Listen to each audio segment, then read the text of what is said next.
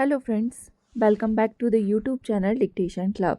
आज का डिक्टेशन आनंद मासिक पत्रिका अंक 21 से लिया गया है, जो कि 4 स्पीड 80 शब्द प्रति मिनट, 90 शब्द प्रति मिनट, 100 शब्द प्रति मिनट और 120 शब्द प्रति मिनट की गति से डाला जाएगा। इसको आप अपनी स्पीड के अनुसार चयन करके लिख सकते हैं। इसकी पीडीएफ आपको अलग से चाहिए तो नीचे डिस्क्रिप्शन बॉक्स से आप टेलीग्राम चैनल ज्वाइन कर लीजिए। वहाँ आपको इसकी लिंक पिंड मिल जाएगी। और आपको अगर डिक्टेशन पसंद आता है तो वीडियो को लाइक कर दीजिए और चैनल को सब्सक्राइब कर लीजिए। तो ज़्यादा समय ना लेते हुए डिक्टेशन स्टार्ट करते हैं 5 सेकंड के बाद।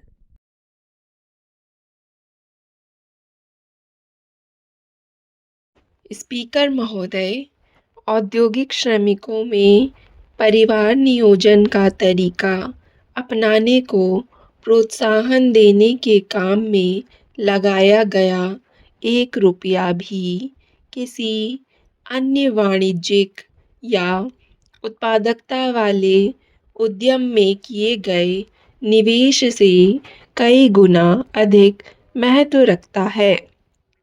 यह विचार सरलता से पूरा होने वाला नहीं लगता है, लेकिन उसे शुरू करना होगा, क्योंकि भारत में तथा विदेशों में किए गए सर्वेक्षणों और अध्ययनों से इस तथ्य की सत्यता सिद्ध हुई है।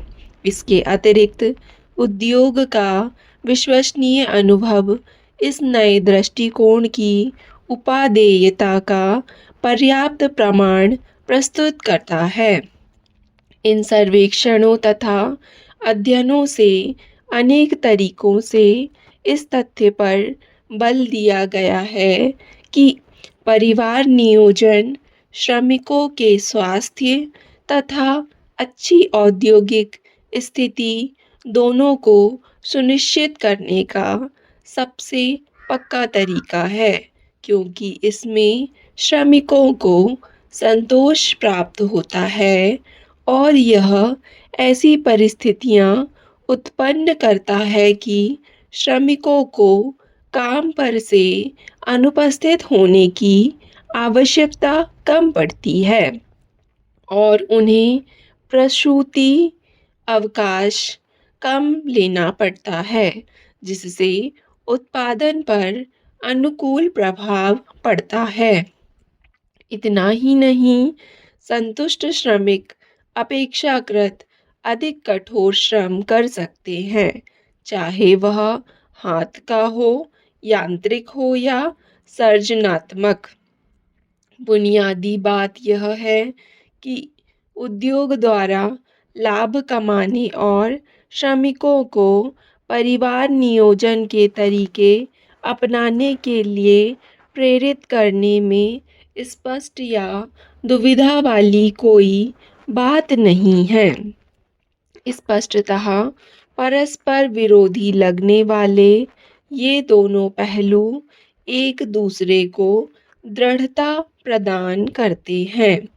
वास्तव में पश्चिमी देशों में औद्योगिक विकास संयोग मात्र ही नहीं है, अपितु वह इन दोनों तथ्यों से संवर्धित हुआ है। आवश्यकता इस बात की है कि उद्योग को अपने स्वार्थ के लिए अपने श्रमिकों में परिवार नियोजन की प्रवृत्ति को प्रोत्साहन देना होगा और यह विश्व स्वास्थ्य संगठन की स्वास्थ्य की परिभाषा घोषणा पत्र के सर्वथा अनुकूल है। परिवार नियोजन की अपेक्षा कहना सरल है। सबसे निचले स्तर की सच्चाई असमान अवधारणाओं पर प्रकाश डालती है। उदाहरणार्थ, कुछ ज़्यादा संगठित बड़े उद्योगों में सफ़ेद पोश मध्यम वर्गीय कर्मचारियों की अपेक्षा छोटे श्रमिकों द्वारा परिवार नियोजन कहीं अधिक अपनाया जाता है। अब भी मध्यम तथा लघु औद्योगिक क्षेत्र में बहुत से श्रमिक ऐसे हैं जिन तक नहीं पहुंचा गया है। श्रमिक जनसंख्या के इस बड़े भाग का परंपरागत प्रवृत्तियों पर अब भी बहुत अधिक प्रभाव है, क्योंकि उनकी उचित शिक्षा नहीं हो पाई है। स्पीकर महोदय, संगठित क्षेत्र का श्रमिक वर्ग देश की कुल जनसंख्या का 11% है। इतना ही नहीं, मजदूर यूनियन के श्रमिक सदस्य 1 करोड़ से ज़्यादा हैं और जिन इकाइयों में वे काम करते हैं, उनके विविधतापूर्ण समाज में बहुत व्यापक रूप से गहराई तक उनकी जड़ें फैली हुई हैं। ये उस वर्ग के लोग हैं जिन पर उदार श्रमिक कानून लागू होते हैं और जिनको अपने अधिकारों और विशेषाधिकारों की अच्छी जानकारी है और जो उसके लिए लड़ भी सकते हैं। एडम स्मिथ और उनके सहयोगियों का पूंजीवाद का ज़माना अब अतीत की बात बनकर रह गई है। यह कल्याण अर्थव्यवस्थाओं का युग है और जिनका पालन कल्याणकारी राज्य करते हैं तथा जिसमें लोकतांत्रिक मूल्य तथा समाजवादी संरक्षण साथ साथ मिलकर चलते हैं। सामान्यतया जिसका तात्पर्य यह है कि संगठित श्रमिक बल परिवर्तनकारी एजेंट के रूप में प्रगतिशील संवर्ग के रूप में काम करता है और जीवन शैली में तथा नैतिक मूल्यों में आमूल परिवर्तनों के युग का पूरे देश में सूत्रपात करता है। परंतु अब स्थिति क्या रूप ले रही है? उनमें से अधिकतर विभिन्न विकास कार्यक्रमों, जिनमें परिवार नियोजन भी शामिल है, को अपनाने में रुकावट डालते हैं। यह प्रवृत्ति उनके पारंपरिक सोच के कारण है। छठे और सातवें दशक के दौरान जब जनसंख्या तथा परिवार नियोजन के बारे में समाजवादी विचारधारा हावी थी, तो उस समय मान्यता यह थी कि जिस देश में जितनी अधिक जनसंख्या है, वह उतना ही ज़्यादा मजबूत और आर्थिक दृष्टि से सक्षम है तथा परिवार नियोजन से विकास होगा।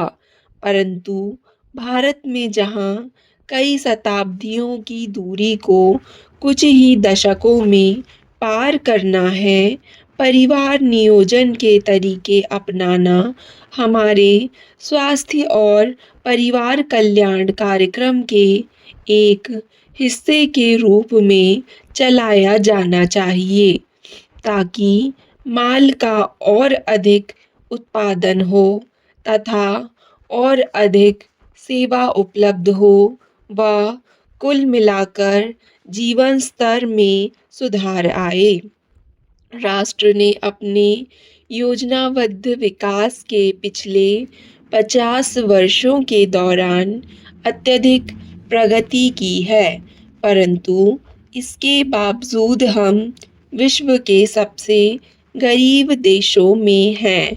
इसके अतिरिक्त हर वर्ष हमारी जनसंख्या में लगभग 1 करोड़ 70 लाख खाने के लिए नए मुंह और जुड़ जाते हैं और यदि जनसंख्या में वृद्धि की यह गति जारी रही तो जल्दी ही जनसंख्या के मामले में हम चीन को भी पीछे छोड़ देंगे।